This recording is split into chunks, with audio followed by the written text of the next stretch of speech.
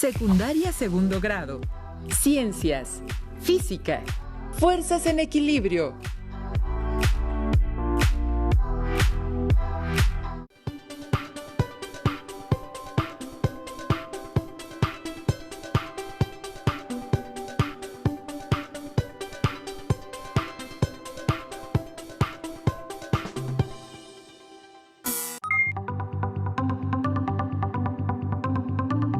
Les damos la bienvenida, estimadas alumnas y alumnos, a una sesión más de Aprende en Casa 2, en la asignatura Ciencias Física, para el ciclo escolar 2020-2021. En este programa nos acompaña la maestra Ana Belén Zabaleta Ramos. Bienvenida, maestra Ana. Muchas gracias, Enrique. ¿Cómo están? Espero que todas y todos se encuentren bien el día de hoy. Seguiremos hablando de la fuerza, revisando algunas interacciones cotidianas en las cuales podemos observar movimiento o no. Es decir, hablaremos de las fuerzas en equilibrio. Un momento, maestra. ¿Quiere decir que si aplicamos una fuerza a un objeto, ¿este puede no moverse? Así es, Enrique. Aunque suena un poco contradictorio al principio, verás que hay muchas interacciones cotidianas en lo que esto ocurre. No olviden anotar en su cuaderno las ideas principales, preguntas y reflexiones que surjan mientras revisamos este tema. También tomen nota de los materiales que utilizaremos en la sesión para que en su casa puedan reproducir los experimentos. ¡Comencemos, maestra! Primero, vamos a recordar cómo se representan de forma esquemática las fuerzas. Enrique, ¿te acuerdas cómo se dibujan las fuerzas y cómo se llama el diagrama en las que las ponemos? Creo que hay unas flechas llamadas vectores involucrados, pero la verdad no recuerdo muy bien, maestra.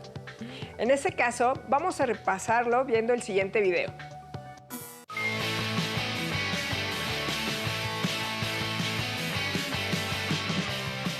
Uf, no, está pesadísimo. Que necesito ayuda. A ver, una vez más. 1, 2, 3. No voy a poder. La situación en la que se encuentra Emanuel es la de una persona ejerciendo una fuerza sobre un cuerpo. Para representar las fuerzas que actúan sobre un cuerpo, se utiliza un diagrama de cuerpo libre, el cual facilita identificar las fuerzas que intervienen sobre diferentes objetos. Las fuerzas se representan a través de flechas, a las cuales se les denomina vectores, y tienen magnitud, dirección y sentido.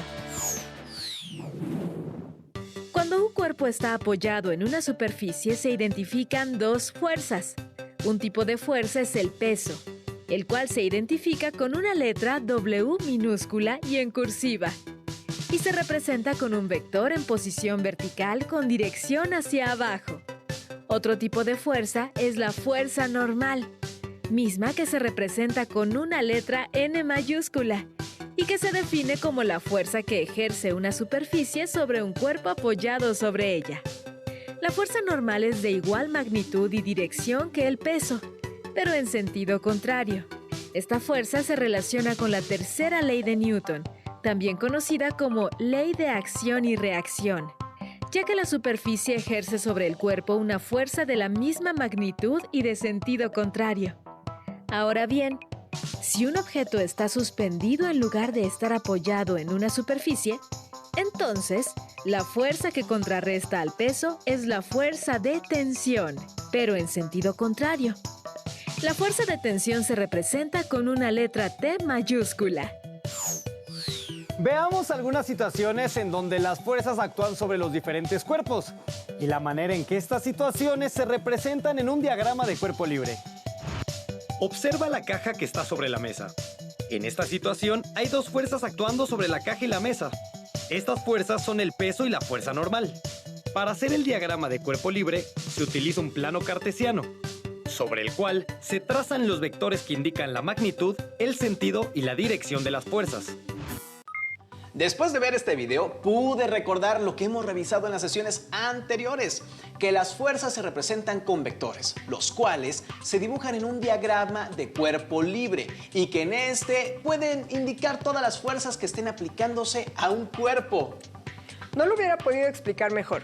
En el video también podemos observar algo muy particular, Y es que los objetos que se representaban, a pesar de estar experimentando los efectos de la fuerza como lo es la gravedad, no se movían. Ay, no lo noté, maestra, pero ¿podríamos poner un ejemplo? Sí, para eso traje este yoyo. Tómalo por favor y sosténlo de la cuerda, procurando que no se balancee.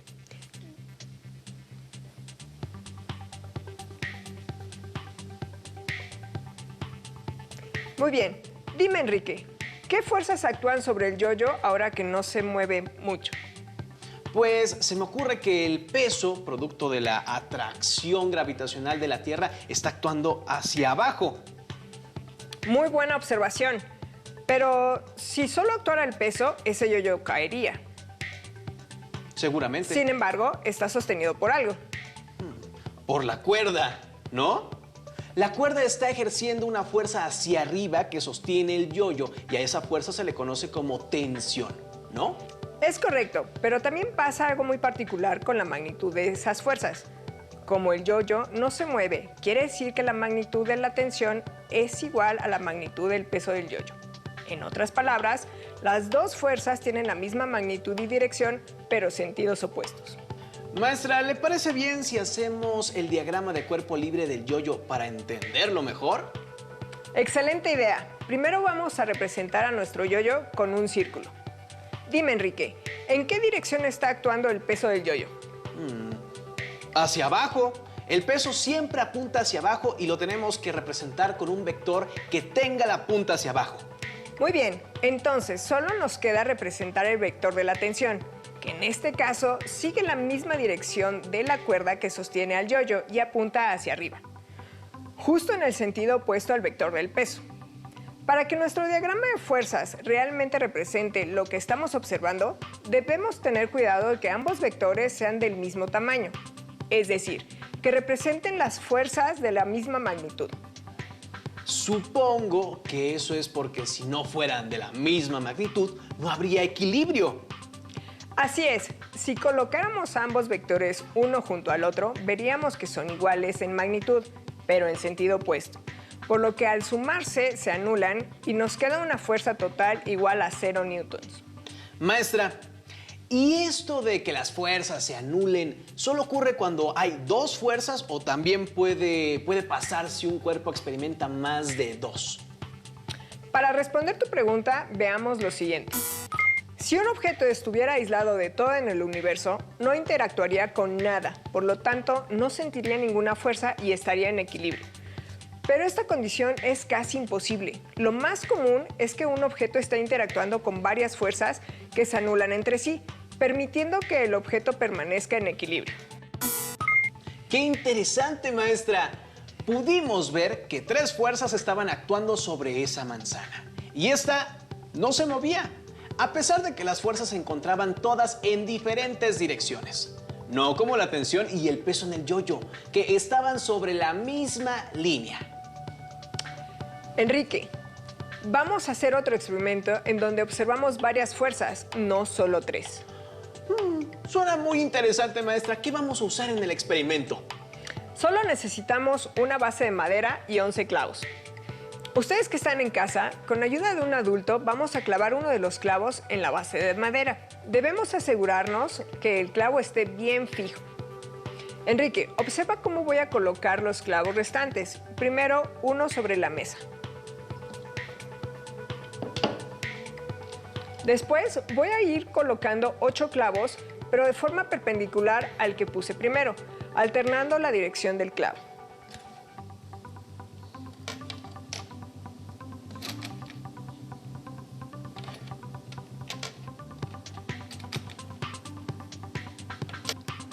Si el primer clavo apunta hacia la derecha, el siguiente debe apuntar hacia la izquierda, y así sucesivamente. Hay que asegurarnos que las cabezas de los clavos queden bien juntas.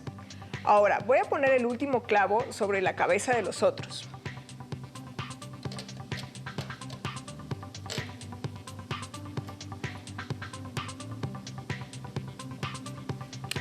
Con cuidado hay que levantar el arreglo de clavos y colocarlo sobre el que está fijo en la madera.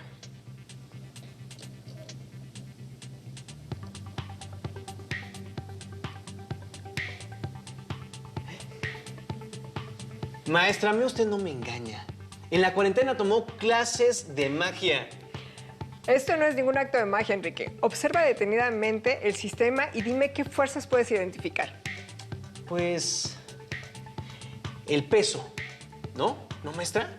El peso que va hacia abajo y que está jalando a todos los clavos. En efecto, observa cómo el peso de todos los clavos de un lado se compensa con el peso de los clavos en el otro. El equilibrio entre el peso de los clavos hace que permanezcan juntos sin la necesidad del pegamento o de amarrarlos. Es por eso que los clavos no se mueven. Y como no se mueven, quiere decir que sus fuerzas están en equilibrio. Ya dominas perfectamente las fuerzas en equilibrio. Vamos a realizar otro experimento. Los materiales que utilizaremos son una base de madera, que puede ser de una base de regalos o de una maqueta que tengan en casa y ya no utilicen.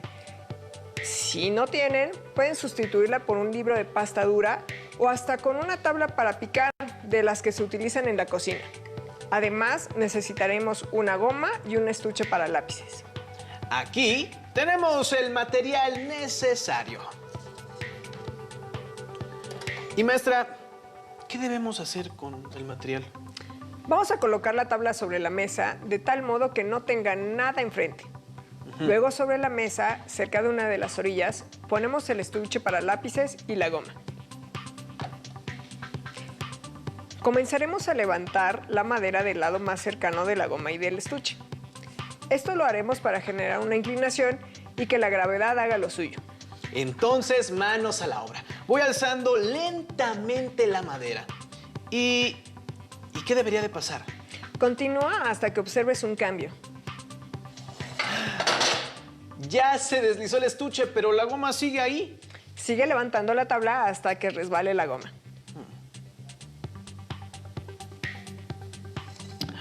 Ya se cayó la goma. Pero, ¿por qué el estuche y la goma se resbalaron a inclinaciones diferentes? ¿Y por qué al principio no se movía a pesar de que ya había levantado la tabla? Vamos a contestar todas tus dudas, pero antes, dime si el estuche y la goma no se movían. ¿Qué estaba pasando con ellos? Pues, aplicando lo que hemos estado analizando, estaban en equilibrio. Sí, sus fuerzas estaban en equilibrio, o sea que la suma de todas las fuerzas que estaban siendo aplicadas, tanto al estuche como a la goma, eran igual a 0. Se anulaban entre sí. Pero ¿qué fuerzas son las que estaban actuando? Digo, puedo identificar que la fuerza de gravedad siempre actúa sobre todos los objetos, pero ¿qué fuerza era la que contrarrestaba? Enrique, ¿recuerdas qué es la fricción? Es una fuerza que se opone al movimiento y en sesiones anteriores lo hemos visto. Efectivamente, la fricción es una fuerza que surge entre dos objetos que se están tocando cuando alguno o los dos se mueven. ¿Podríamos ver el diagrama de fuerza para este experimento? Digo, a lo mejor eso nos ayuda a entender mejor cómo interaccionan las fuerzas con los objetos. Buena idea. Primero teníamos la tabla sobre la mesa, en posición horizontal. Dime, Enrique, cuando colocamos la goma y el estuche, ¿qué fuerzas encontramos y hacia dónde apuntan? Primero el peso que apunta hacia abajo y luego la fuerza de reacción, la de la tercera ley de Newton que apunta hacia arriba, la fuerza normal. Es correcto. Ahora observa. Cuando levantaste la tabla, el peso sigue actuando hacia abajo, pero el objeto no puede caerse porque está en la tabla. Se puede mover solo en la dirección correspondiente con la pendiente de la tabla. En casos como este, se puede decir que el peso genera un vector de fuerza en la dirección en la que se puede mover el objeto. Esta es la contribución del peso en esa dirección. Cuando se manifiesta esta fuerza, en dirección opuesta aparece la fricción. Si la fricción es mayor que la contribución del peso, el cuerpo no se moverá. Eso significa que cuando subí más la tabla, el equilibrio se rompió y por eso se movieron los objetos. Al levantar más la tabla, la magnitud de la contribución del peso aumentó porque se modificó el ángulo. Si la nueva magnitud es mayor que la fricción, los objetos empezarán a mover. ¿Y ¿Por qué cayó primero el estuche y luego la goma, si ambos tuvieron el mismo cambio en la inclinación? Porque la magnitud de la fricción depende de las superficies que se están tocando. No se va a manifestar la misma fricción entre la tabla y el estuche que entre la tabla y la goma. Cada par de objetos tendrá su propia fricción dependiendo de sus características. Entonces, creo que la fricción del estuche era menor a la de la goma, por eso cayó primero. Así es, Enrique. Maestra, ¿en qué otra situación podemos encontrar a la fricción? La experimentamos cuando caminamos. Podemos dar pasos gracias a que la fricción se equilibra con la fuerza que imprimimos a nuestro pie para avanzar. Cuando intentamos caminar, nuestro cuerpo ejerce una fuerza sobre el pie. Esta fuerza va hacia atrás. Como estamos tocando el piso, en él aparecerá la fuerza de fricción en sentido contrario. Si lo piensas bien, nuestro pie se queda quieto en el piso mientras nuestro cuerpo avanza. Y eso es porque las fuerzas que interactúan con nuestro pie son de igual magnitud y dirección, pero en sentido contrario y se anulan. Entonces, cuando nos resbalamos es porque las fuerzas no están equilibradas. Muy buena deducción. Si nos resbalamos es porque la fricción tiene menor magnitud que la fuerza que le ponemos al pie, por lo que no se alcanza el equilibrio y gana la fuerza hacia atrás. Por eso nuestro pie se resbala en esa dirección. Muy interesante. Creo que ya solo nos queda analizar la flotación, ¿verdad, maestra? Así es, Enrique. ¿Podrías recordar qué es la flotación? Si mal no recuerdo, es una fuerza que siente un cuerpo cuando se encuentra dentro de un fluido. Y también me acuerdo que se aplica en sentido contrario al peso. Es como cuando tratas de sumergir una pelota dentro de un recipiente con agua. Si la sueltas, la pelota es empujada hacia arriba. ¡Qué buena memoria tienes! Y sí, lo que empuja a la pelota es la fuerza de flotación. ¿A poco hay situaciones en donde algunos objetos pueden estar en equilibrio si están experimentando una fuerza de flotación? Sí, claro. Es más, en el ejemplo que tú diste, si sumerges una pelota y ésta sale a la superficie del agua, después de un rato se va a quedar en reposo ahí. Al estar en reposo significa que las fuerzas que actúan sobre la pelota están equilibradas. No lo había pensado de esa forma, maestra. ¡Qué interesante! Pero ¿sabes qué es más interesante? Los submarinos. Los submarinos son capaces de mantenerse en distintas profundidades o de salir a la superficie. Tiene razón, maestra. Hasta parecería que no se ven afectados por la fuerza de flotación. ¿Cómo lo hacen? Para entenderlo, vamos a hacer un último experimento. Necesitamos una botella pequeña de plástico vacía, un globo, manguera delgada o popotes, ligas pequeñas, cinta de electricista, monedas, un clavo, silicón caliente o plastilina y un recipiente grande con agua donde quepa la botella. Maestra, ¿entonces vamos a construir un submarino? Adivinaste, Enrique. Ustedes que nos ven en casa, pongan mucha atención en los pasos. Y si es necesario, anótenlos en su cuaderno para que repliquen el experimento más tarde. Con la ayuda de un adulto, hagan 6 perforaciones en la botella, utilizando el clavo o la punta de la pistola de silicón caliente. No deben de estar todas juntas ni del mismo lado. Observen esta botella. También perforen la tapa justo en el centro. De este orificio debe ser suficientemente grande para que pase la manguera o los popotes. Tenemos que sujetar el globo a un extremo de la manguera, ayudándonos con las ligas pequeñas o la cinta de electricista. Se trata de que podamos soplar por la manguera y el globo se infle sin que se separe.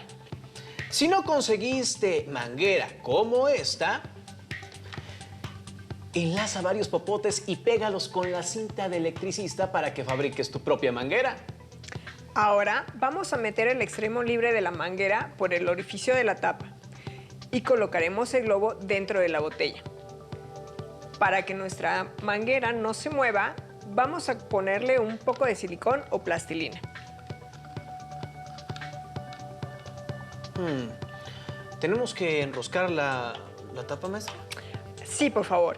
Ahora vamos a pegar unas monedas alrededor de la botella. Lo podemos hacer con el silicón caliente o con la cinta de electricista.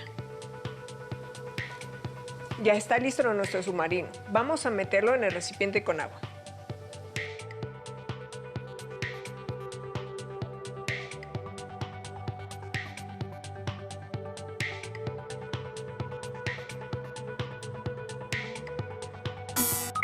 Un submarino tiene unos compartimentos que pueden llenarse con agua o con aire.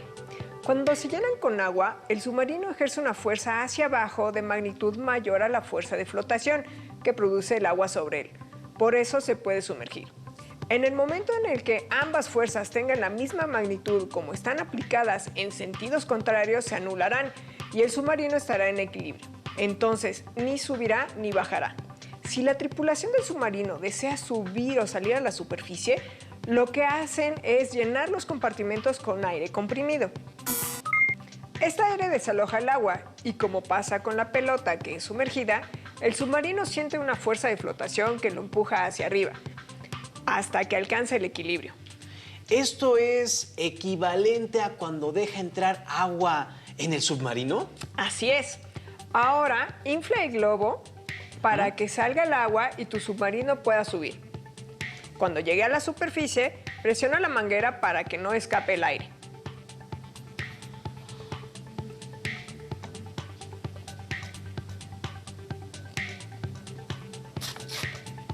En verdad la botella, mi submarino subió. Eso está divertido, maestra. Ahora, deja escapar lentamente el aire hasta que tu submarino se sitúe en reposo a la mitad del recipiente.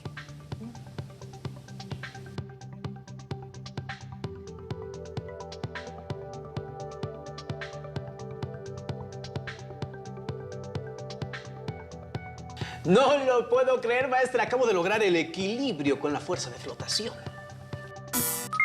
¿Ves cómo si era posible? Ahora que ya estamos familiarizados con las fuerzas en equilibrio, es momento de aplicar estos conocimientos en la vida cotidiana.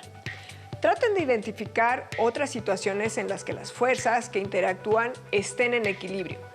Y si les es posible, dibujen el diagrama en donde señalen todas las fuerzas y sus direcciones.